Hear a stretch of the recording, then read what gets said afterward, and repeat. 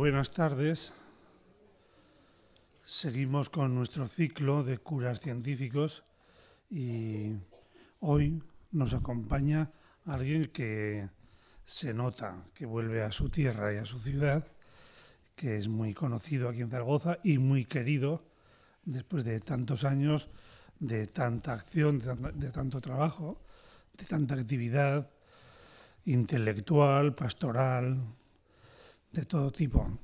Álvaro Alemany, a quien también acompaña su hermano Jesús Mari, pues es sacerdote, es jesuita, hizo filosofía en Alemania, hizo matemáticas en Zaragoza, hizo teología en la Universidad Pontificia de Comillas, y con toda esa formación él ha tenido siempre una sensibilidad social muy a flor de piel, a la que ha dedicado también mucho tiempo.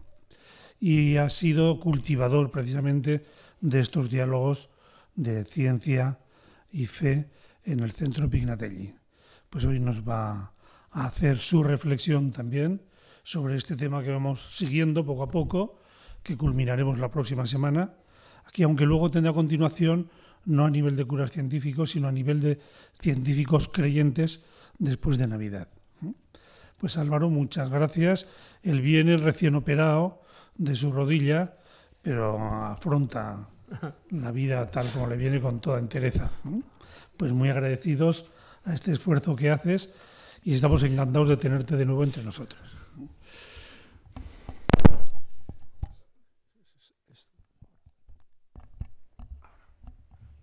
Bueno, pues buenas tardes.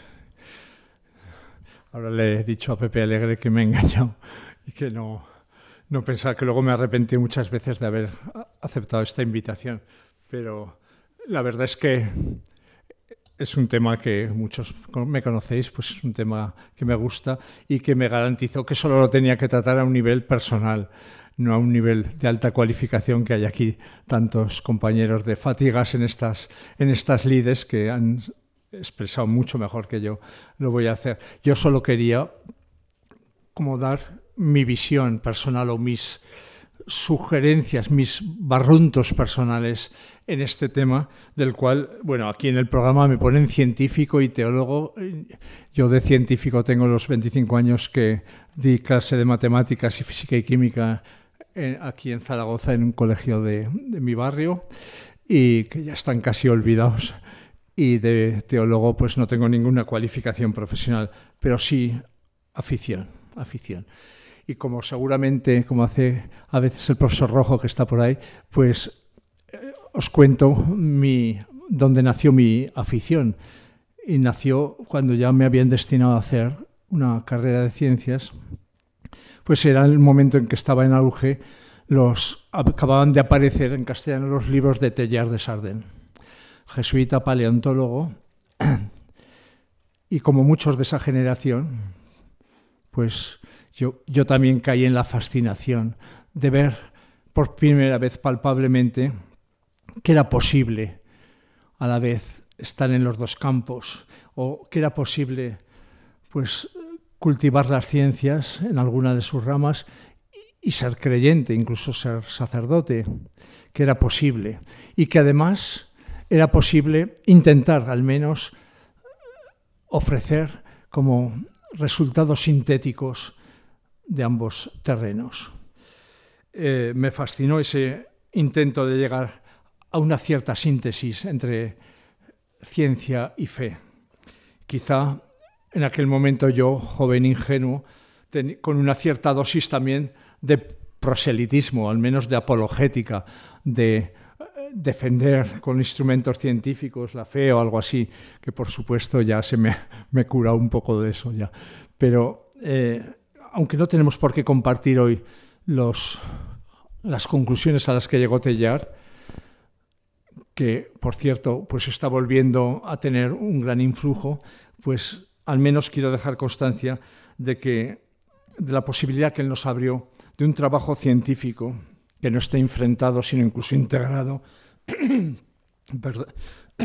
con la creencia religiosa, y de un enfoque teológico que pueda tener en cuenta los avances de la ciencia, los avances tan acelerados de la ciencia en todos los terrenos, al menos como posibilidad.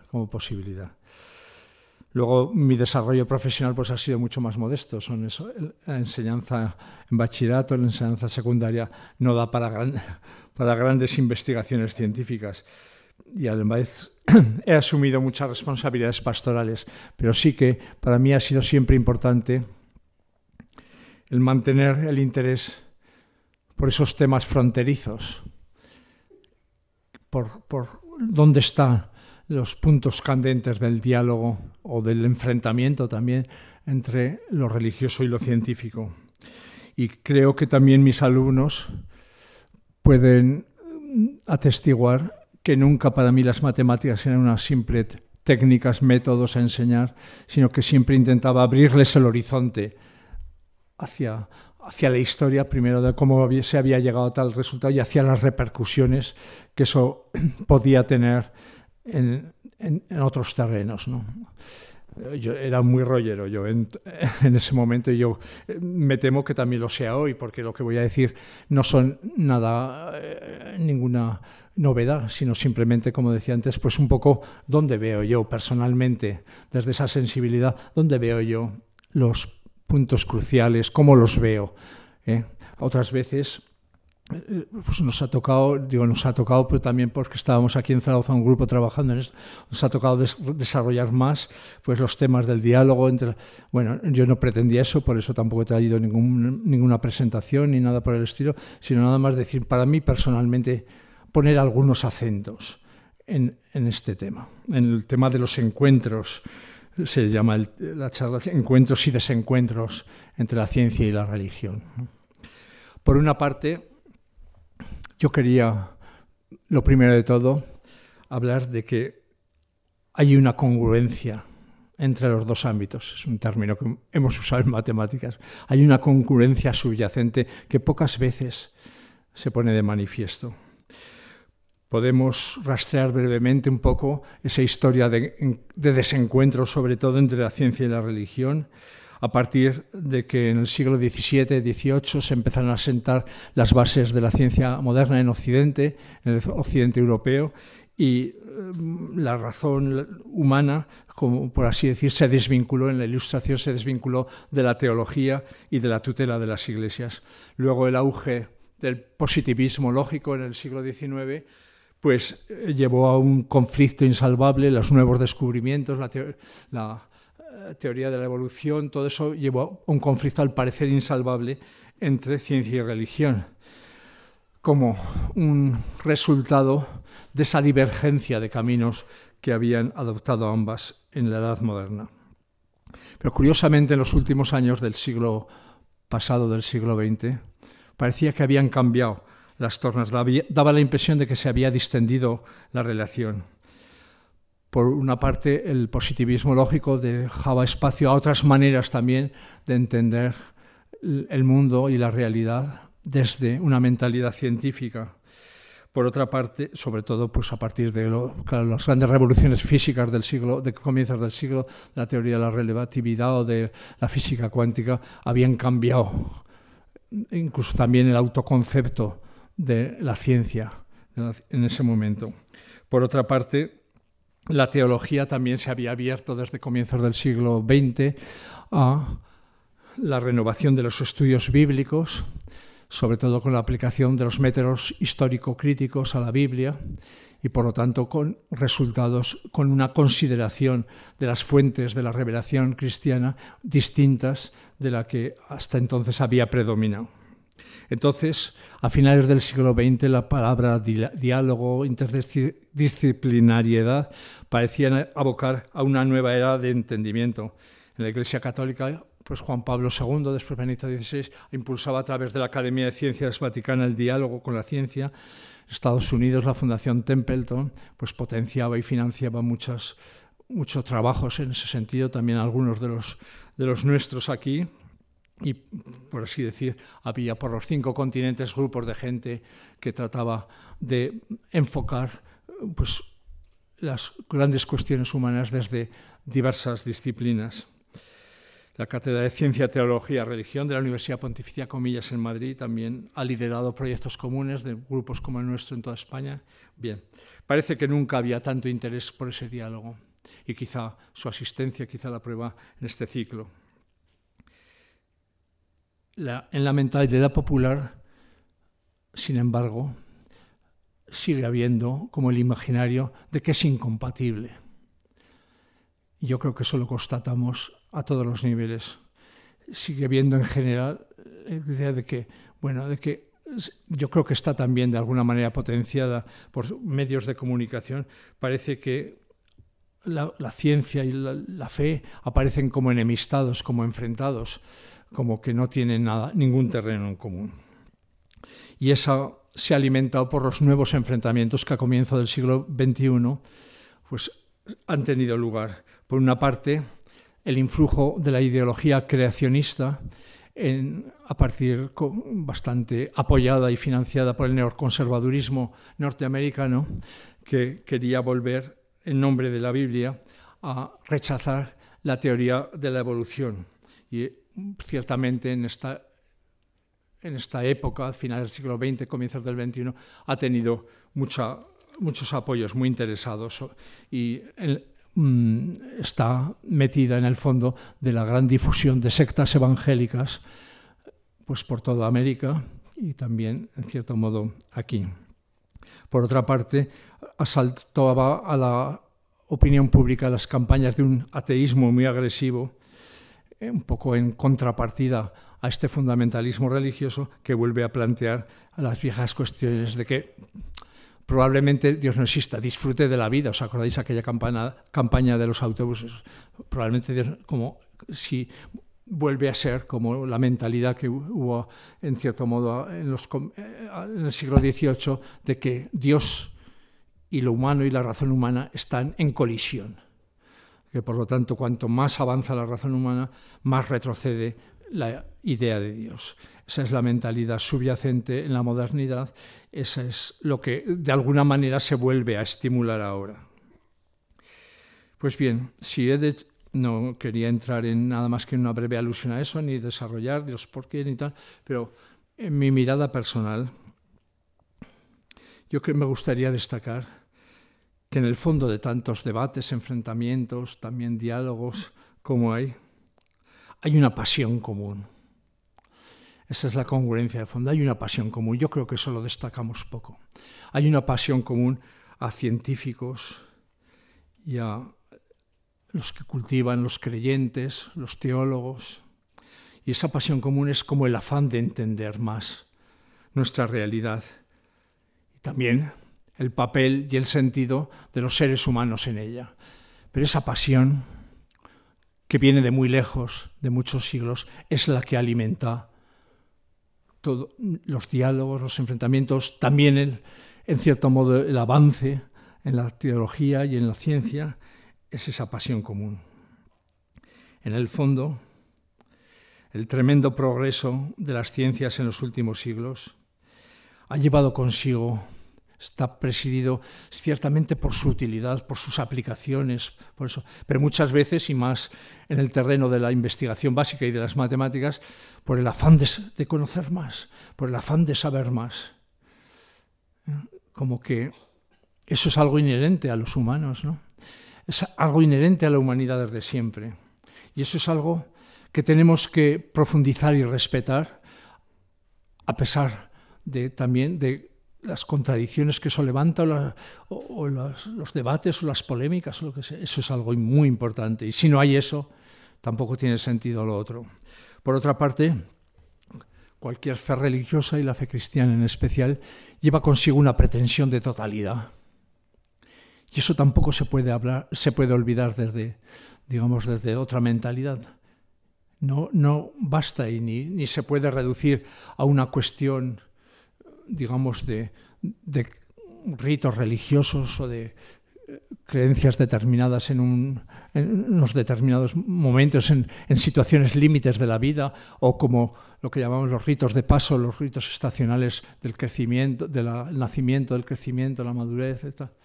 Aparte de eso, la fe religiosa vivida lleva consigo siempre un deseo de integrar, de integración total y por lo tanto de abarcar también dimensiones de nuestro entendimiento, de nuestra razón, de nuestra inteligencia. Por eso, a veces, indebidamente, podemos decir, a posteriori, tiende a dar relevancia absoluta a formulaciones con las que esa fe se va expresando a lo largo de los tiempos. Y ahí quisiera distinguir un poco entre la fe religiosa y las formulaciones teológicas en que esa se expresa. Porque muchas veces esas actitudes a la defensiva que ha tenido, por ejemplo, la Iglesia Católica, se ha debido a la confusión entre esos términos o a creer que nuestra fe necesita mantener siempre las mismas formulaciones. Y yo creo que también eso se tiene que tener en cuenta desde las diversas partes. Por lo menos es mi impresión. Yo no quiero aquí sentar cátedra de nada, pero mi impresión es que por ahí va. Voy a poner un ejemplo. Una de las cuestiones más debatidas y que más ha trascendido a la opinión pública es pues, el debate sobre el origen del mundo.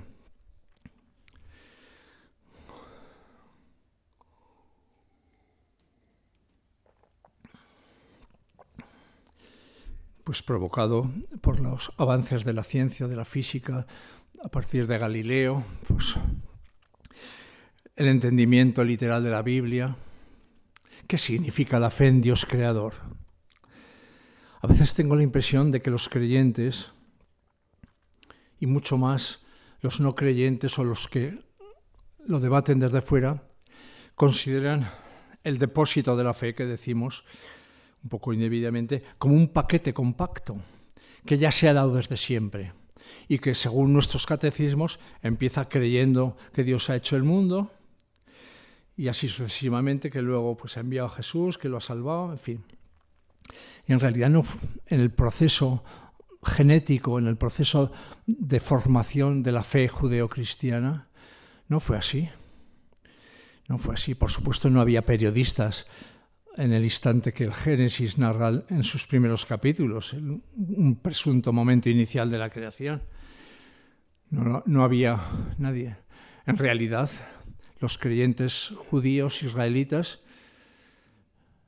la experiencia que tuvieron era la experiencia de un Dios bueno, de un Dios que les salvaba de la esclavitud de Egipto. Eso es lo primero, antes de ninguna elucubración sobre la creación. Para ellos eso no tenía sentido. Yo recuerdo a un compañero mío de filosofía, cuando estudiaba filosofía me impresionó mucho. Él era un poco más mayor y más maduro y más que yo, y me dijo una vez, y lo he retenido desde siempre, que el problema no es la existencia de Dios. No es si Dios existe o no, sino si es bueno, si es un Dios benévolo para nosotros, si es un Dios que quiere entrar en relación. Si no, reducimos la existencia de Dios, entra en una especie de magma filosófico o de nube filosófica donde, bueno, me parece muy bien, existirá o no existirá Dios, pero a mí, ¿qué me dice? Para mí, para nosotros, para la humanidad, para nuestro mundo, ¿cuál es la postura? Y ahí entra pues ese Dios terrible, juez, que está esperando castigar lo que hacemos mal, o otras muchas imágenes deformadas de Dios. La revelación judeocristiana que transmite la Biblia es sobre todo la existencia de ese Dios bueno. Y ese Dios bueno lleva poco a poco a los creyentes a pensar que no es solo un Dios bueno para mí o para nosotros, para el pueblo de Dios, sino para la humanidad entera, que es un Dios de todos y que nos ha regalado, digamos, la naturaleza, la vida, la tierra, todo. Y a partir de ahí, muchos siglos después, van concibiendo que ese Dios es el creador, usando esa palabra, el que ha creado este mundo. Pero en realidad, para cuando lo llegan a formular en el siglo V o VI antes de Jesucristo, 1200 años después de Abraham, 300 o 400 años después de la historia de Moisés, cuando lo llegan a poner por escrito, cuando lo llegan a formular, en eso que tenemos nosotros como en las primeras páginas de la Biblia, el precioso poema de los 7 días de la creación, lo llegan a formular en conexión con las formulaciones de la cultura ambiente en la que estaban. Estaban ya precisamente en la época en que más podían rechazar esa bondad de Dios, la época del exilio a Babilonia. Y ahí encontraron, porque los babilonios estaban culturalmente más avanzados, el poema Enuma Elis, que describe cómo un dios creó la creación. Y lo usaron, se apropiaron de parte de esa formulación, pero también la trascendieron, fueron más allá de ellas, dándoles el cariz propio de su propia fe. Ese Dios que no necesita nada en quien apoyarse, sino que crea por la palabra y por el aliento del Espíritu. Y eso es lo que plasman en la historia de los 7 días de la creación, que paradójicamente para un momento de depresión colectiva va terminando día a día, yo creo que con una cierta evolución de la creación, pues va terminando diciendo, y vio que Dios que era bueno. Y al final, cuando llega al ser humano, se atreve a decir, vio Dios que era muy bueno. Cosa inconcebible. Yo creo que tener fe en Dios, en ese Dios creador, es tener fe en este mundo y en sus procesos evolutivos, y tener fe en esta humanidad nuestra, a pesar de que sea una catástrofe. Mirar el mundo como lo mira Dios. Para mí eso es lo esencial de nuestra fe. No un paquete de doctrina que se nos haya dado. Y eso es lo que hay que tener en cuenta. ¿Por qué no podemos hoy en día, como se atrevió a hacer nuestros clásicos, que nos parece obsoletos, Santo Tomás de Aquino, la gran escolástica de la Alta Edad Media, a usar también las categorías culturales del entorno para expresar eso que llamamos el Dios creador? ¿Por qué no nos atrevemos a formularlo como algunos verdaderamente lo hacen, desde categorías que incluyan los avances de la ciencia, el conocimiento de la teoría de la evolución, esa imagen de la que nos está dando la ciencia, de que en el fondo todo está relacionado desde sus orígenes en lo que hoy en día aceptamos como el Big Bang, y está relacionado también en la expansión del cosmos y en la vida que ha nacido en él. ¿Por qué no nos atrevemos a recoger también de nuestra Biblia, de nuestra vieja Biblia, por ejemplo, en un momento en que también intentaban abrirse a las categorías culturales del helenismo, en el libro de la sabiduría, pocos años antes de la venida de Jesús, que se atreve a decir que el Espíritu de Dios, el aliento de Dios, llena el cosmos entero y percibe cualquier sonido que se da en él, cualquier lengua, diríamos en nuestro lenguaje, cualquier manera de entender la realidad. Yo creo que no nos tenemos que aferrar a formulaciones literales, ni de la Biblia, y cuando lo hacemos, cuando no nos aferramos ahí, encontramos muchísima más riqueza en esas formulaciones tradicionales. Pero ciertamente, abriéndonos a lo que, por ejemplo, en este caso la ciencia, la razón humana, los progresos de la razón humana nos han descubierto. Por eso decía Juan Pablo II que la ciencia nos sirve para depurar nuestra fe. No está en el mismo terreno, evidentemente, pero nuestra fe necesita formularse y necesita también lenguaje y necesita también palabras, que no es lo mismo que la fe, pero que las necesita, y por qué no usarlas también. Por eso, bueno, es un ejemplo, perdón, que me enrollo, un ejemplo de que no es lo mismo lo que es los resultados científicos, cuando los científicos en todas sus variantes aplican sus métodos, que cuando de allí intentan captar.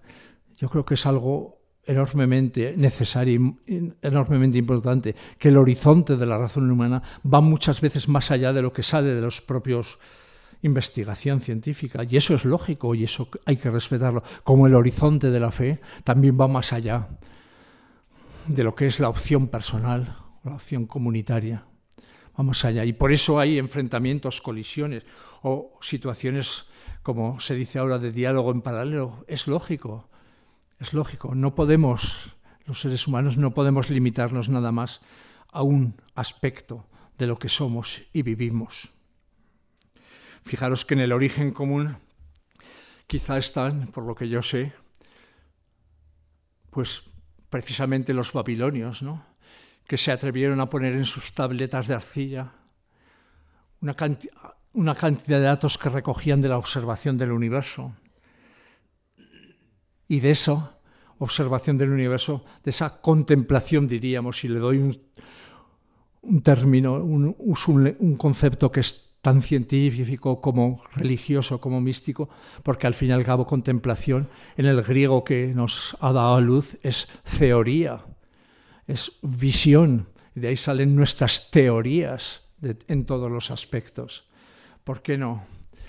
Pues de ahí, de esa contemplación del asombro ante el universo, nació la ciencia, nació la filosofía, nació la religión. Yo creo que tenemos, a pesar de todo, mucho en común.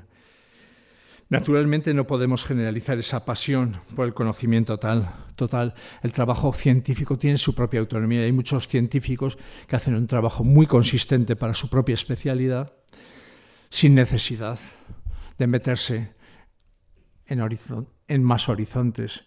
Y hay mucha gente que expresa su fe y la expresa con una gran profundidad, sin necesidad de preguntarse por los debates científicos. Por supuesto, yo estudié, como ha dicho Pepe, aquí en la Universidad de Zaragoza en los tiempos que había selectivo y, por lo tanto, teníamos asignaturas de otras ciencias en los tiempos en que la carrera de matemáticas incluía cada año una asignatura de física. Y yo ya había estudiado filosofía eclesiástica y ahí es donde me enseñaron la repercusión enorme que podía tener la física cuántica o la teoría de la relatividad en el ámbito de lo científico. Yo echaba un poco en falta que mis profesores, algunos de ellos estupendos, también alguna vez divagasen, alguna vez se saliesen de lo estrictamente necesario para un conocimiento mínimo de las asignaturas y nos dijesen algo como maestros, también como maestros de saber, de la sabiduría. Pero naturalmente hoy en día las ciencias están enormemente especializadas y difícilmente podremos pensar que todo el mundo tenga una inquietud que le aboque a confrontarse en estos terrenos. Pero al menos quiero recoger ejemplos muy estimulantes, ¿no? Al fin y al cabo, Benedicto XVI, como sabéis, es un teólogo de muy amplia cultura. Insiste una y otra vez en la valoración de la razón humana desde la fe, en no dejarnos llevar a esa trampa que desde algunos sectores creyentes se está tendiendo de que decir, bueno, la fe es el terreno de lo emotivo, de lo irracional, y por lo tanto ahí nadie me toca, nadie me puede poner, cada uno se lo compone. No, a pesar de todo, también necesitamos la razón, necesitamos en todos los aspectos de la fe. Y a mí siempre me ha asombrado, yo me acuerdo cuando invitábamos en el Centro Pignatelli a algún gran científico, siempre le preguntaba, sobre todo a los físicos, ¿por qué los grandes físicos del siglo XX siempre han ido más allá de sus descubrimientos revolucionarios y siempre han querido preguntarse por nuestra capacidad de conocer el universo, por nuestra capacidad de entenderlo? Y también los grandes matemáticos, por hasta qué punto nuestros sistemas de formulación matemática podían englobarlo todo o no, y con sus grandes discusiones. Me parecía tan bonito no quedarse nada más. Les podemos acusar de decir, hombre, usted se ha salido de la física, usted se ha salido de la matemática. Pero sin embargo ahí me parece muy lógico esa pasión, aunque me reviente que me pongan en cuestión mis propias ideas. No sé si me explico, pero por lo menos ahí quería yo, hace unos años, el año 6, en la revista Aragonesa de Teología que dirige Pepe, pues José Javier Etallo, un gran matemático de nuestro país, decía más o menos lo mismo. Curiosamente parecen ser los físicos los que más han profundizado en este análisis, seguido de los biólogos. Tal vez porque sus disciplinas han marcado los grandes avances científicos del siglo XX. Los nuevos modelos de la física, la teoría de la evolución, o también en el caso de los primeros de los físicos, porque algunas de sus contribuciones, digamos el principio de indeterminación, la mecánica cuántica, etcétera, han desmontado ciertas presuntas certidumbres que se oponían a cualquier referencia a cuestiones reveladas. Yo tuve una ocasión una vez en mis años de estudiante de escuchar, voy a hacer un pequeño paréntesis en plan de chulería, en mis años de estudiante de ver directamente a Werner Heisenberg, que en sus años jóvenes, también los años 20, pues puso patas arriba con su principio de indeterminación. Y claro, se me caía la baba de escucharme, aunque no le entendiese mucho. Pero el respeto a todos estos grandes sabios que han desmontado todo y por lo tanto también han desmontado el pensar que nuestra ciencia es lo que hace es describir lo material sin más, describir la realidad sin más, sin ningún, así tal como es. Bueno, es tal como es, o también tal como nosotros, a través de nuestro propio estudio y de nuestra experimentación, podemos descubrirla, ¿no? Podemos descubrirla. Claro, si no tuviésemos ahora el laboratorio del CERN en Ginebra, con sus posibilidades de acelerar partículas hasta extremos, no podríamos nosotros tener constatación de qué pasa con las entrañas mismas de nuestra materia. Pero es porque se ha montado y porque se ha invertido dinero ahí, porque se ha hecho avanzar la investigación en ese sentido. Etallo citaba a Max Planck, otro de los grandes de nuestro siglo, que en una sugestiva conferencia publicada en 1937 y titulada precisamente Religión y Ciencia, decía textualmente: la religión y la ciencia de la naturaleza no se excluyen una a otra, como algunos de nuestros contemporáneos creen o temen, sino que se complementan y condicionan mutuamente. El ser humano necesita la ciencia para conocer, la religión para actuar. Yo creo que actuar lo dice en el sentido no solo ético de la palabra, sino en el sentido de para dar sentido a nuestra vida humana. En todo caso, pues lo único que pretendía con estas tremendas digresiones es subrayar que encuentros y desencuentros se han producido y se seguirán produciendo. Algunos serán muy conflictivos, otros serán más dialogales, otros serán más tendiendo a integrar, o más, bueno, se seguirán produciendo, que es lógico y que además, gracias a Dios, con perdón, es deseable porque nos ayuda verdaderamente a hacer progresar nuestro conocimiento humano, más que nuestro conocimiento, diría nuestra sabiduría, en el viejo sentido de la sabiduría que hemos heredado de los griegos, ¿no? Quisiera aclarar también algunos términos. La antigua escolástica, cuando exponía su conocimiento, siempre, lo primero de todo, pedía aclarar los conceptos a los que se refería para saber después si nuestros adversarios y nosotros, que somos los que éramos los buenos, pues hablábamos el mismo lenguaje. Y yo creo que muchas veces en este terreno de la religión y la ciencia no se habla el mismo lenguaje, no nos estamos refiriendo a lo mismo. Y más cuando hay una controversia, cuando hay cuestiones disputate, que decían los antiguos. A mí me parece que también que no solo que necesitamos aclarar un poco los términos, no solo para tener una mayor claridad intelectual, sino porque el no tenerla lleva muchas veces a malentendidos y a confusiones y al final a usar tópicos indebidos que llevan en el fondo a caricaturizar el adversario. No hay peor debate que cuando uno lo que coge es unos rasgos caricaturescos de lo que piensa el otro para machacarlo. Eso no sirve para nada, no sirve para nada. Y me temo que en este terreno ha pasado y está pasando. Primero, el tema, bueno, yo voy a decir naturalmente, no voy a decir visiones pequeños apuntes personales que me he ido haciendo con la experiencia. Hablamos de las relaciones del encuentro entre ciencia y religión. ¿Es así? A lo mejor sería mejor usar las palabras de Benedicto XVI y decir entre razón y fe. A lo mejor, no lo sé. Pero yo creo que también habría que precisarlo más. Quizá tendríamos que decir entre razón científica y fe religiosa. Entre razón científica, porque a pesar de que antes me metía con lo emocional, hoy sabemos que nuestro ser humano no podemos deslindar solamente nuestro entendimiento, nuestra razón como algo intelectual, sino que está muy ligado a lo emocional, que también es muy importante la inteligencia emocional, y tenemos cursillos en abundancia sobre eso, y que eso influye en todo lo demás también, influye también en la razón científica, influye también en las opciones de fe. Por lo tanto, ahora yo quería decir, a lo mejor tenemos que decir, el debate está entre la razón científica, no solo la razón humana a secas, pero también la fe religiosa. Yo estoy bastante convencido, a lo mejor es una apropiación indebida, de que todos necesitamos y que todos tenemos fe, pero no siempre fe religiosa. Que todos creemos en algo, y más a estos niveles en que nos jugamos muchas cosas, que todos creemos en algo, aunque no siempre. Eso está en relación con una explicitación religiosa y menos con una idea de Dios o algo por el estilo, pero que todos necesitamos creer en algo.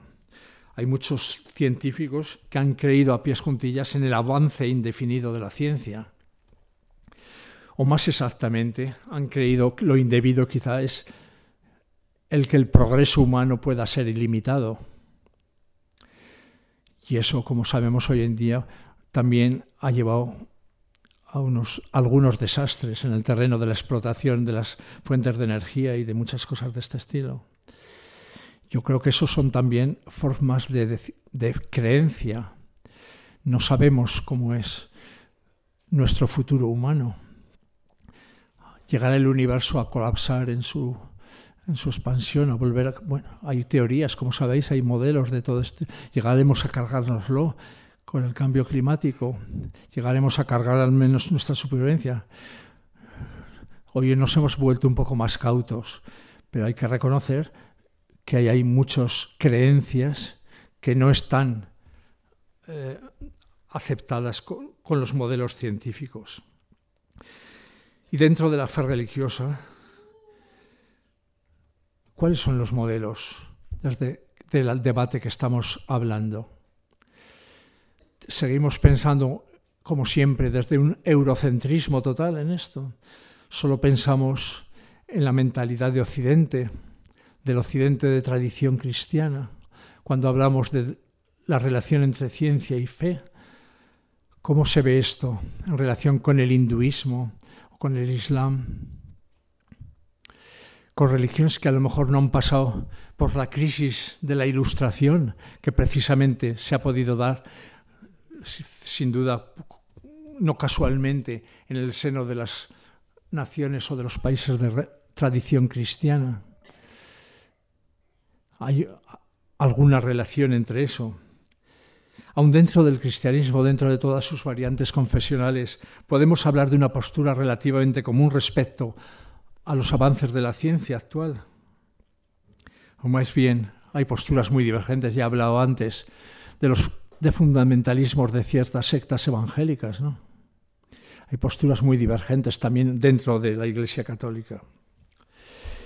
Con eso me parece a mí que hay que aclarar términos cuando hablamos de encuentros o desencuentros entre ciencia y religión. En el fondo, ¿de qué estamos hablando? Más aún me preguntaría, con eso no quisiera enrollarme tampoco, me preguntaría ¿de qué Dios está hablando cada cual? Aún dentro de la fe cristiana, las imágenes de Dios que manejamos, que al fin y al cabo son antropomorfismos necesarios, porque necesitamos una imagen de Dios hecha a medida de nuestra razón, de nuestra inteligencia. ¿Qué imágenes estamos hablando? Yo creo que tenemos muy distintos. A veces da la sensación de que en estos debates se suelen referir a una especie de mínimo común denominador, por usar un concepto matemático antiguo, de todas las religiones, una especie de Dios abstracto que tiene mucho más que ver con el deísmo filosófico de Spinoza o del siglo XVIII que con lo que Pascal llamaba el Dios de Abraham, Isaac y Jacob, el Dios que entabla un diálogo con la humanidad. Otras veces más bien está la imagen popular de un Dios tapagujeros, como decía Dietrich Bonhoeffer, el teólogo luterano asesinado por los nazis, un Dios que tenemos ahí para parchear nuestras ignorancias, nuestros desconocimientos, y lógicamente a medida que vamos avanzando en el conocimiento de la realidad, ese Dios tapagujeros retrocede. Ese es el Dios de nuestra fe, es el Dios, desde luego, pues bendito sea Dios si la ciencia nos quita ese Dios tapagujeros. Otras veces el conflicto parece referirse más que a una fe personal en Dios, al sistema religioso que ha derivado de la teología que se aplica ahí, y sobre todo a las iglesias cristianas, con toda la complejidad sociológica que quieren. Cuando se habla de religión, no se habla tanto de la fe, sino de la religión eclesial, con toda su enorme carga de historia, de tradición, de instituciones, de todo eso, que no es fácil reducir a un único componente. Pero algo similar cabría decir también de la ciencia cuando hablamos de la ciencia. Podemos hablar de una cosmovisión científica común, más allá de los progresos estrictos de cada ciencia, de cada rama de la ciencia, o de la aplicación común de una metodología científica que lleva a solo considerar como teoría hasta que no se comprueba experimentalmente cualquier modelo científico, ¿no? Precisamente el quehacer científico, una de sus características es buscar modelos que sean validables o falsables a través de la experimentación. Y ahora, pues hemos tenido el tema mediático estrella del bosón de Higgs, y el profesor Follade ha escrito sobre él diciendo, oiga, que no es la partícula de Dios, como dicen los medios de comunicación. Por favor, es que en cuanto hay un nombre así que viene bien para esto, bueno, pues les han dado el premio Nobel y de física tanto al que proyectó el modelo como al que lo ha comprobado, y creo que es un gran avance, pero con eso no hemos resuelto los grandes enigmas del mundo y del universo. Hoy en día la diversificación del saber científico ha llevado a una extrema de especialización, y es muy difícil que nadie, ni los grandes científicos, tengan una panorámica completa de dónde están ahora en todos los dominios los avances de la ciencia, ¿no? Ciertamente hay puntos álgidos, yo diría puntos calientes, superficies de contacto entre la imagen que nos está dando la ciencia y la imagen que procede de la teología, superficies de contacto, vamos a decir, más conflictivas, más difíciles de manejar. Pero ¿quién puede arrogarse en ello la representación de toda la comunidad científica? Quizá para entrar en diálogo en esas superficies de contacto necesitamos algo así como una metaciencia, algo que va más allá de las ciencias estrictas en sus disciplinas, y también algo así como una teología crítica o autocrítica, que sea consciente de sus condicionamientos y de sus límites epistemológicos, es decir, de sus límites del conocimiento. Y solo, pues, como decía el mismo Bonhoeffer, paso a paso, barrunte, donde puede estar en juego ahora, o qué nos pone en cuestión ahora en juego este modelo científico. Sobre todo hay que pedir verdaderamente respetar las formulaciones de la otra parte, conocer y respetar las formulaciones de la otra parte, sin manejar tópicos que ya no tienen vigencia. Yo creo que eso es deseable, al menos en cualquier situación. Por lo tanto, yo en definitiva me decantaría personalmente por hablar más bien de científicos y creyentes. No de ciencia, religión, me parecen palabras muy tremendas. Científicos y creyentes, considerando que en el fondo, en las personas de la gente que nos gusta o que nos hemos dedicado de una manera u otra a la ciencia, o que hemos asumido una opción de fe o al revés, una opción atea o agnóstica o dentro de todas sus variantes, pues que es ahí donde se juega las posturas que se alimentan. Por eso me parecía a mí que es muy recomendable el libro que seguramente todos conocéis de Antonio Fernández Rañada, uno de nuestros grandes físicos españoles, que se llama Los científicos y Dios. No dice la ciencia y Dios, sino los científicos y Dios. Y aún así yo me permitiría modestamente corregirle también la segunda parte. ¿Y qué Dios? O los científicos habría que decir, ¿y los dioses? Y entre paréntesis también tendríamos que pensar si nuestra sociedad moderna, ultracapitalista, no tiene dioses, ídolos en la economía, en que tanto los científicos como los teólogos deberían cuidar de no adorar a dioses que a lo mejor no dicen, pero no adorar a los dioses que financian nuestras posibilidades, ¿no? Reducirlos a un nivel más humano. Bien, también querría hablar de la implicación personal que, como veis, está por todas partes en lo que llevo dicho. Esa implicación personal tan necesaria, ¿no? Al principio, pues aludía a que muchas personas que están configuradas mentalmente por el trabajo científico, la pasión por el saber lleva a extrapolar el método y a incluir en la perspectiva de la ciencia todo lo que podemos conocer, todo lo que podemos saber de nuestra realidad. Por lo tanto, eso podría suponer bloquearse a cualquier otro acercamiento a lo real.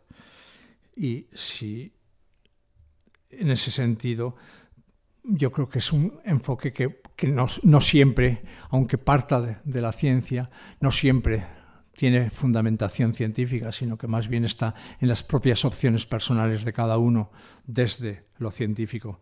Y por eso tiene peligro de fundamentalismo científico. Lo mismo que el fundamentalismo religioso se agarra a la literalidad de la Biblia o del Corán para ir más allá de lo que nos quieren decir y aplicarlo, sacar de ahí una doctrina universal hasta sus más ínfimos detalles. Yo creo que tanto unos como otros pasan por alto las importantes diferencias que existen entre los asertos científicos y los religiosos. Y no están en el mismo terreno. Lo que decimos desde una perspectiva y de otra no están en el mismo terreno. Por eso yo creo que no podemos prescindir de que tanto la ciencia como la fe religiosa no existen como las ideas platónicas que circulaban ahí por la caverna de Platón, al margen de las personas que las cultivamos, al margen de las personas que dedicamos nuestra vida, nuestro trabajo a eso. No existen ahí. No existen ahí. Las conclusiones, la manera de exponerlas a debate, vienen influidas siempre, a pesar de su pretensión de objetividad y universalidad, por nuestros prejuicios inconscientes, por nuestras actitudes psicológicas e ideológicas. Y eso lo digo lo más neutralmente que puedo, no usando la palabra prejuicio en el sentido peyorativo, sino en el sentido literal de un juicio previo a eso que nos da nuestra fe o nuestra ciencia. Yo creo que también en el fondo de muchos fundamentalismos hay actitudes, como se encargan de decirnos los psicólogos, de inseguridad personal que no tolera abrirse al diálogo con otras perspectivas. Pero las actitudes personales no solo obstaculizan el encuentro entre la ciencia y la religión, también lo pueden favorecer, como he dicho antes, por ese afán de saber o por la capacidad de asombro. La capacidad de asombro no solo de los babilonios, sino también de de personas de todos los tiempos. Mi hermano Carlos ha popularizado una colección de psicología bajo el nombre de la serendipity, que es un término, lo ha popularizado él en España, que es como un término anglosajón que quiere aludir a esa capacidad de admirarse ante lo que nos da la realidad, que no encajaba en nuestros esquemas. Y desde luego en la tradición científica, pues el descubrimiento de la radiactividad por Becquerel o el descubrimiento de la penicilina por Fleming o lo que sea, está muy ligado, por lo menos en una cierta leyenda, a una cosa casi casual, pero que naturalmente su mérito científico estaba en saber interpretar unas placas que de pronto se han ennegrecido, unos cultivos que de pronto han desaparecido. Esa es su gran categoría científica, en perseguir ese descubrimiento asombroso. En particular, a mí me parece muy comprensible, como ya he intentado indicar, la actitud de los que intentan eludir esa especie de esquizofrenia. Yo soy científico por un lado y por otro lado mi vida privada, yo tengo mis opciones, mi manera de ser, soy creyente o soy ateo o soy no sé qué. Bueno, hay gente que busca integrar esos dominios, que busca vivir también su propia vida integralmente, ¿no? Que busca síntesis que den razón de todo nuestro horizonte vital. Y por eso debemos ser más autocríticos y precavidos, conociendo esos juicios previos, esas claves precientíficas que siempre han impulsado el desarrollo de la ciencia. Yo no sé si, ya tú me cortas, pero tengo rollo me estoy enrollando mucho, pero me gustaría recordar algo de la historia de la ciencia. Por ejemplo, el proceso que hubo en la Edad Media de álgebra retórica, que llamaban, que prácticamente contaba todo, más o menos con abreviaturas latinas, pero al álgebra sincopada, que nosotros ya usamos hoy en las ecuaciones o las incógnitas o los signos de operativos o lo que sea, y que en el fondo hay toda una historia truculenta de espionaje científico, que fue Leonardo de Pisa disfrazado de árabe a las grandes universidades musulmanas a traerse los nuevos métodos de cálculo de Al-Khwarizmi o de los grandes matemáticos musulmanes, ¿no? Bueno, hay historias estupendas. O no hay un prejuicio en el enorme prestigio que llegó a alcanzar la mecánica de Newton, que daba cuenta de los movimientos del universo y de los movimientos más pequeños, y que luego se aplicó sistemáticamente en la biología o en los modelos atómicos. Era todo modelos planetarios casi. Y el concepto mismo de persona parece que también somos una especie de máquina ambulante.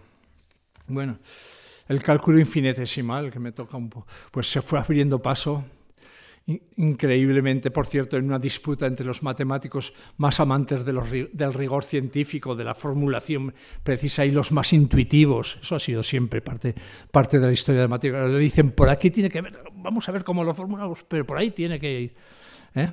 Y cuando lo logran formular, al fin y al cabo, pues como yo lo he estudiado, ha sido la elegancia de las funciones continuas, y de pronto nos encontramos con que en la física moderna se necesitan funciones discontinuas, que la energía está cuantizada, que hasta ahora se ha descubierto las series famoso ejemplo de la serie de los números primos, que no hay manera de que los matemáticos encuentren una regularidad, y gracias a eso se usa modernamente la criptografía en el desciframiento de mensajes en clave, gracias precisamente a su no regularidad. Bueno, ¿por qué? Porque la continuidad es más bella.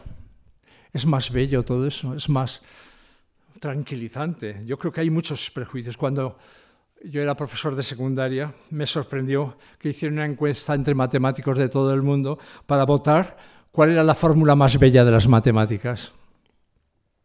Y la fórmula más votada pues, fue la identidad o la relación de Euler, que los que os dedicáis a eso conocéis, que E elevado a pi es igual a -1.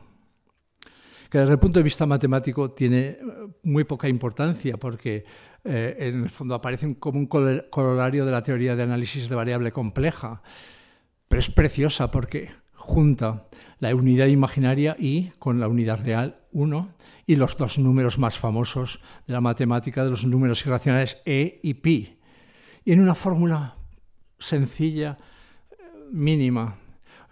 Pues ahí hay algo, es que siempre la ciencia busca formulaciones lo más sencillas posibles, lo más bellas posibles también. No cabe duda que hay una belleza.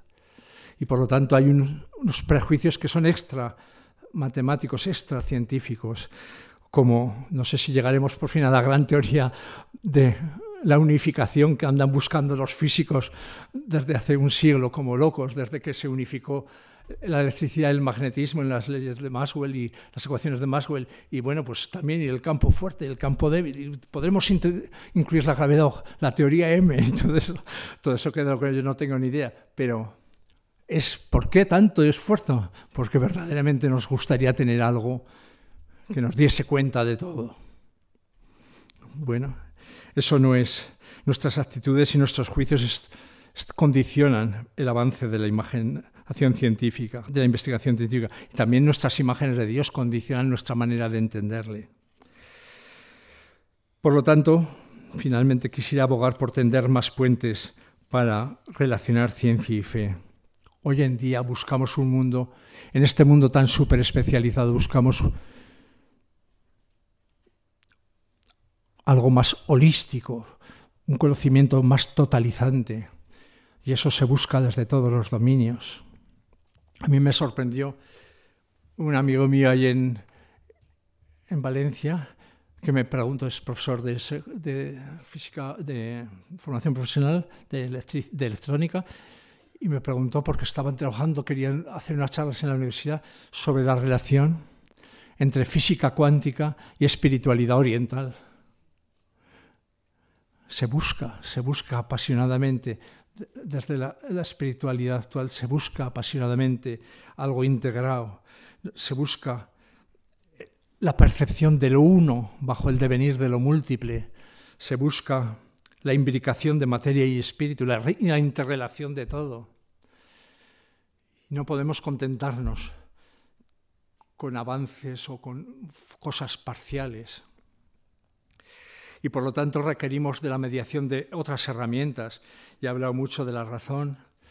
Necesitamos, por supuesto,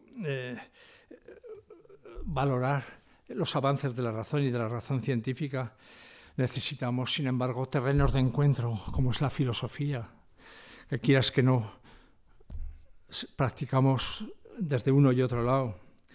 Se necesita profundizar mucho más en la diferencia entre el lenguaje en que se expresa la ciencia, el lenguaje en que se expresa la religión, pero confío en que Juan Jesús Bastero hablase ya de ello el día pasado, y adelanto un poco, ¿no? Pero también hay que entender que lo que nosotros desde el punto de vista de la fe bíblica llamamos la palabra dabar, ¿no? El dabar es algo más que palabra, es algo más que concepto, es palabra activa, palabra transformadora o performativa, como dice Benedicto XVI. No es una palabra nada más puramente noética, puramente descriptiva de la realidad. Necesitamos ir más allá de cómo funciona la realidad y para eso hay que utilizar lenguaje simbólico. Y la fe necesita lenguaje simbólico. Y no es de extrañar pues que David Joe, que es físico de la materia condensada, catedrático, pues tenga un libro que es de poesía, que se llama Ciencia, Fe y Poesía. O que gente tan de letras como Ernesto Cardenal, gran poeta nicaragüense, tenga un volumen entero que se llama Cántico Cósmico, donde intenta poetizar los grandes avances de la astronomía y de la cosmología. No es de extrañar. O aquí recuerdo a mi amigo de entre nuestra generación matemática, a mi amigo Emilio Gómez, que siempre está a caballo entre las matemáticas, ya no se sabe, ahora que se jubila de catedrático de matemáticas, pues se dedicará más a la poesía. Pero en realidad la dimensión simbólica abarca más que la poesía, que la palabra, abarca también el arte. Yo voy a decir una barbaridad, pero el impacto para los biólogos era el impacto causado por el descubrimiento de los códigos genéticos y del ADN no tiene además una connotación por la elegancia de la doble hélice de los modelos representativos de no nos impacta, no ha llegado mucho más al conocimiento de todos por esa descripción tan preciosa. ¿Por qué la física de partículas siempre ha manejado grupos simétricos, ¿no?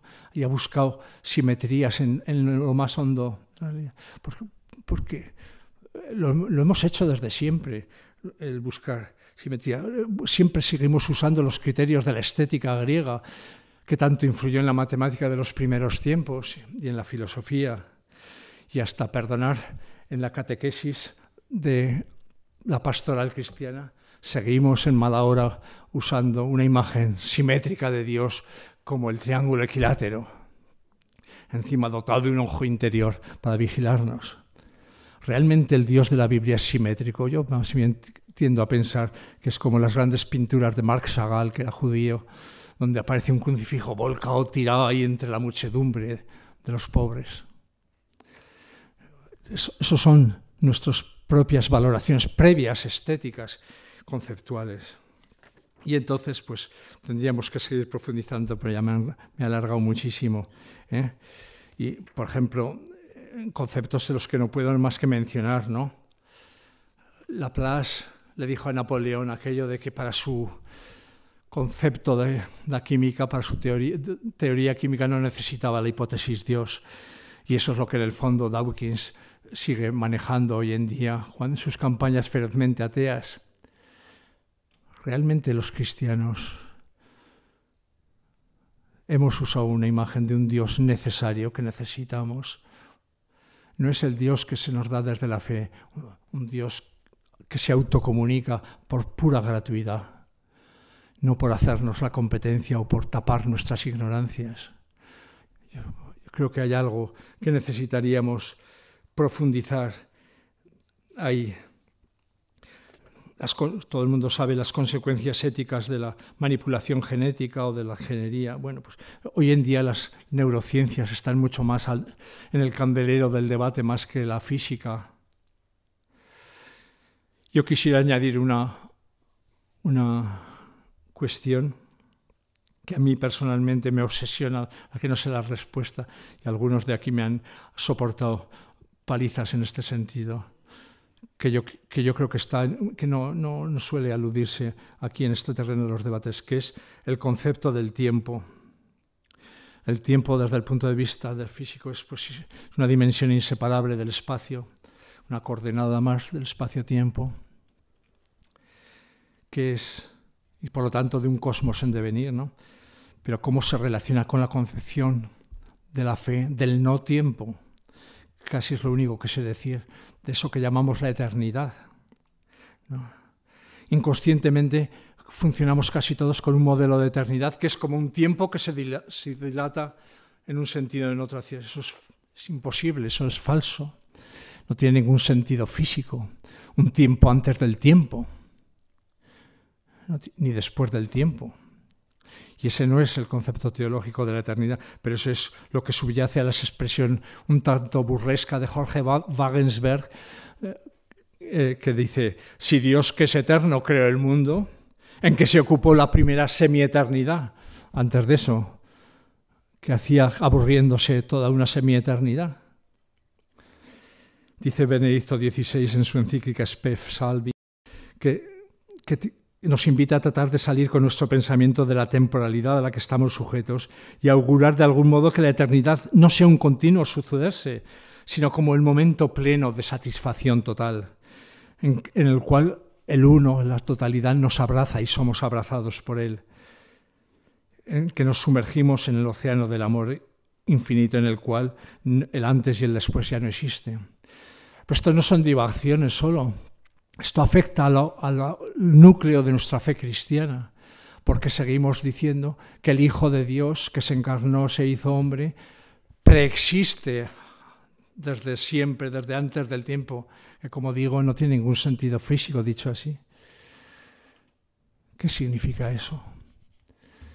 Bueno, yo simplemente, como veis, lanzo cosas a toda velocidad, con perdón. Pues esto mismo nos llega a una cuestión que a mí me parece crucial, que es el ser conscientes de las distintas versiones de lo finito y lo infinito. tanto en cuanto a la realidad que tratamos de expresar como a la forma de expresarlo. Podemos decir de Dios, como hemos dicho siempre en el catecismo, en todo, que es infinito, en el mismo sentido que los matemáticos dicen que los números naturales, hay infinitos números naturales, o vamos a afinar más, porque ya Georg Cantor pues, distinguió, clasificó los infinitos, la potencia del continuo, de los infinitos números reales que hay entre el 0 y el 1. ¿Podemos decir que Dios es infinito en alguna de esos conceptos que clasifican los matemáticos en la teoría de conjuntos? Yo creo que no. Solo podemos decir que Dios es infinito en un sentido de la clásica tradición de la teología negativa cristiana, de la teología apofática, que no se atreve a decir mucho de Dios más que por negación. Y solo podemos decirlo de Dios por negación de nuestra experiencia de un mundo infinito y limitado. Y muchas veces le atribuimos unas macrodimensiones que es como demasiado físicas, ¿no? que parece como que sea el universo ilimitado o algo por el estilo. Yo este verano he leído un libro con lo cual que me ha fascinado, con lo cual quisiera terminar, un libro de dos historiadores de la matemática que se llama El nombre del infinito, un relato verídico de misticismo religioso y creatividad matemática, editado en Acantilado el año pasado. Y cuenta, cosas de lo cual no tenía yo ni idea, pero os lo cuento con la misma fascinación, porque a veces detrás de los debates, como algo incompatible entre la ciencia y la religión, nos olvidamos que a veces la religión ha fomentado enormemente el desarrollo de la ciencia. Y entonces esto cuenta cómo la teoría de conjuntos, justamente esto de los infinitos que me refería antes, que formuló Georg Cantor, matemático alemán, no tuvo mucha repercusión en Alemania, chocaba con los modelos de la matemática, tuvo más en Francia, con los grandes matemáticos franceses de principio de siglo, pero donde tuvo una repercusión espectacular fue en la Escuela de Matemática de Moscú, en los años antes de la Primera Guerra Mundial, donde dos matemáticos, Dmitri Egorov y Nikolai Luzhin, junto con el sacerdote y matemático Pavel Florensky, desarrollaron una escuela enormemente fecunda desde el punto de vista de la teoría de conjuntos. ¿Por qué? Porque estaban predispuestos, ya que pertenecían a una especie de secta, considerada herética por la jerarquía ortodoxa, una especie de secta cristiana de los adoradores del nombre, que tenía representantes en algunos de los monasterios del Monte Athos y que, hasta que luego vino la Revolución Comunista, pues tuvo una gran repercusión precisamente, y descubrían en esas series autogeneradas de infinitos que describía la teoría de conjuntos, descubrían algo del infinito de Dios, y en el nombrar esos infinitos que Cantor tuvo una repercusión enorme, era como una forma de nombrar el nombre de Dios. Luego todo aquello se fue al traste, ya no lo tuvo, pues porque cambió la sociedad rusa enormemente y todo lo demás, pero por lo menos quisiera aportar eso. Ahí hay un mundo en el que no suele estar nuestros debates de que nosotros, que tenemos una experiencia de limitación tremenda, una experiencia de nuestros propios límites, sin embargo, como decía Pascal, sobrepasamos infinitamente nuestra propia limitación y por eso concebimos algo que es imposible extraer de la propia realidad, como es lo infinito. Podemos pensarlo y pensamos de una manera en matemáticas, lo pensamos de otra manera en nuestra experiencia religiosa.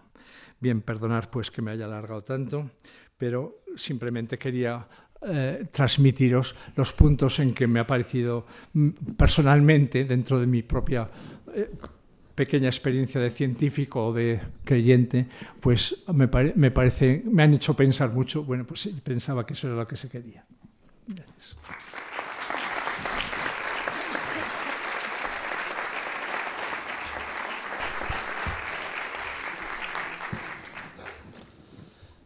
Y tenemos unos minutos que podemos levantar la mano y acercamos el micro para hacer la pregunta o aclaración que cada uno quiera tener. Con tal de que no sean preguntas difíciles, yo pueda contestar, que no soy ningún especialista.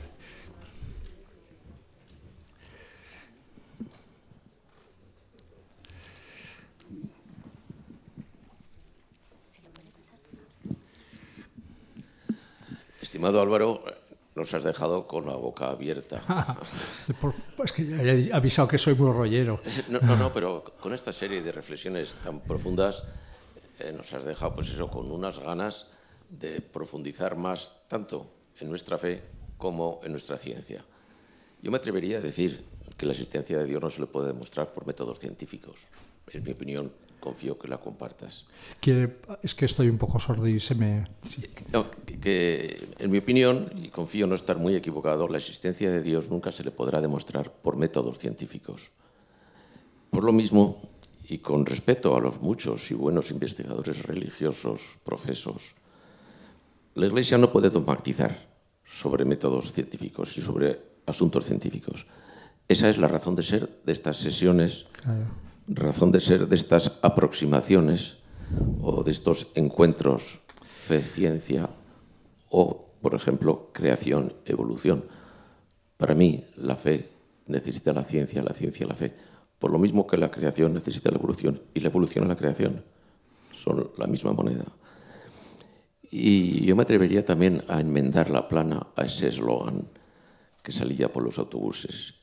Y yo diría, posiblemente Dios existe, disfruta de la vida. Gracias. Sí.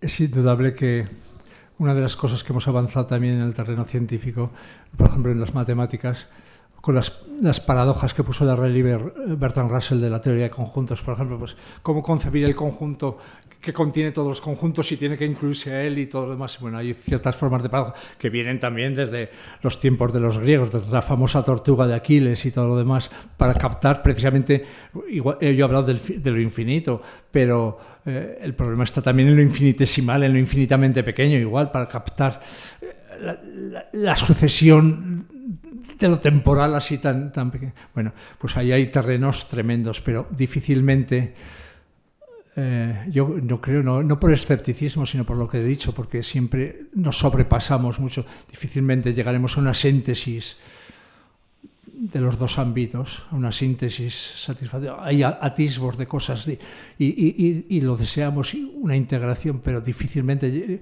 y yo creo que es bueno además que de ser conscientes de que a Dios no se le puede demostrar desde la ciencia, ni a Dios ni al no Dios, quiero decir, ni la fe ni el latín, no se puede demostrar desde la ciencia, pero que a pesar de eso podemos hacer avances que converjan.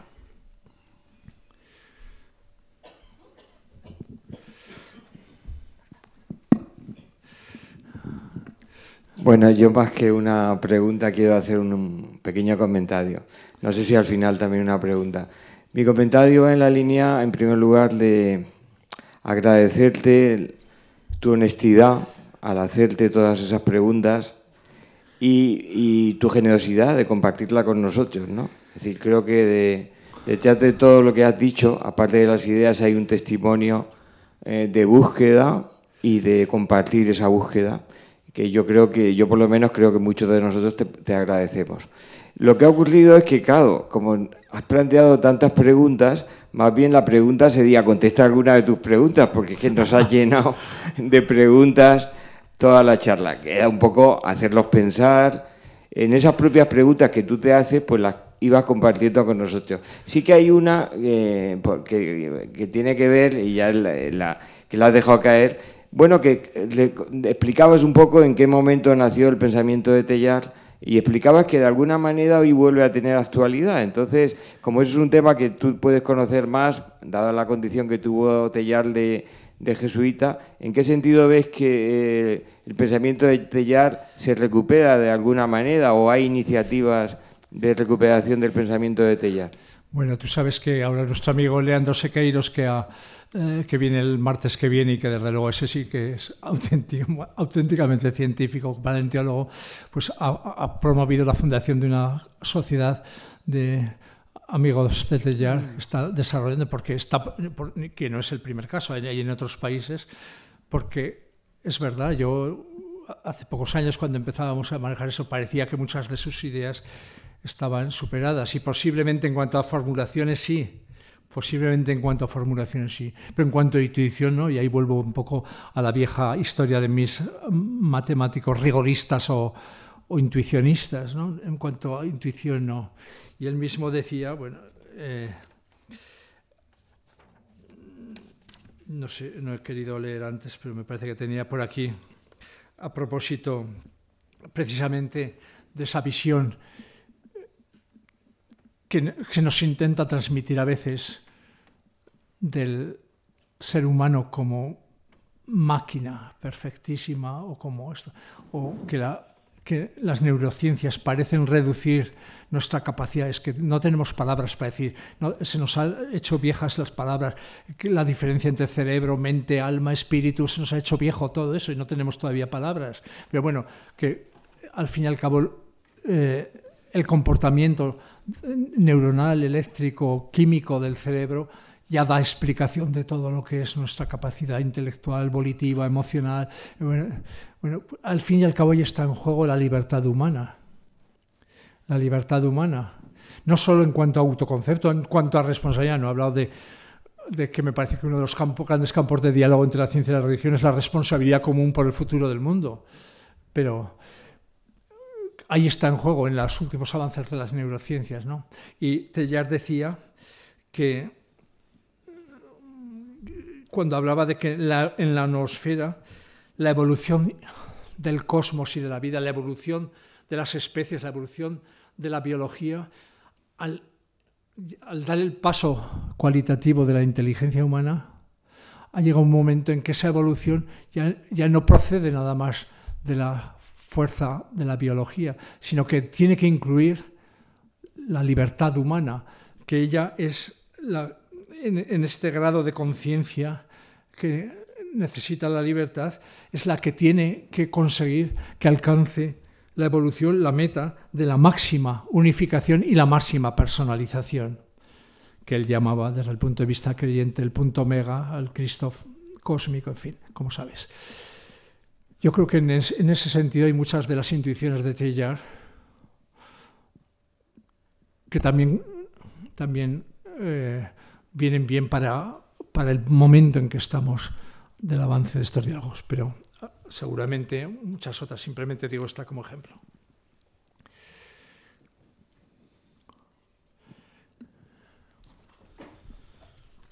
Pues Álvaro, te damos las gracias de nuevo.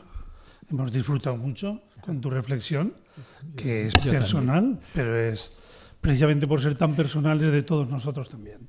Muy bien. Te agradecemos mucho tu desplazamiento desde Valencia, tu ciudad actual, y a todos os anuncio que el próximo martes terminamos el ciclo con la presencia de Leandro Sequeiros, paleontólogo, sacerdote, jesuita, teólogo también y filósofo.